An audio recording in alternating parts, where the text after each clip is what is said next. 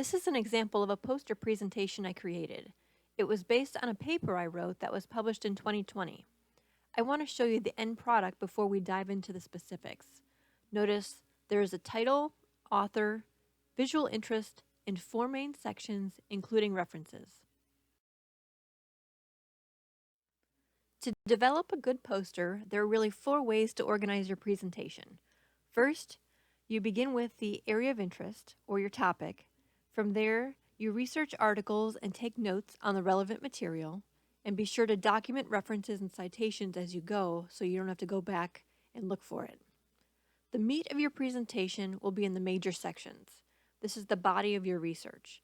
If you go into significant depth, you may just have one major topic with a number of key points. If you have a few related topics, you can organize your poster by section, then provide the relevant details. Keep your wording clear and concise, and be sure it looks professional. Be sure to include cited content and direct quotes. You want to have references as a section to show your research and to give credit where credit is due. Lastly, graphics should be related to your topics. You can create your own original artwork, and it should add interest when looking at the poster.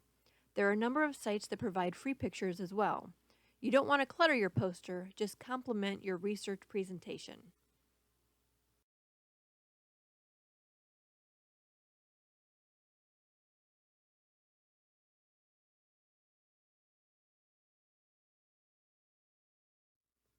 Again, this is the finished product.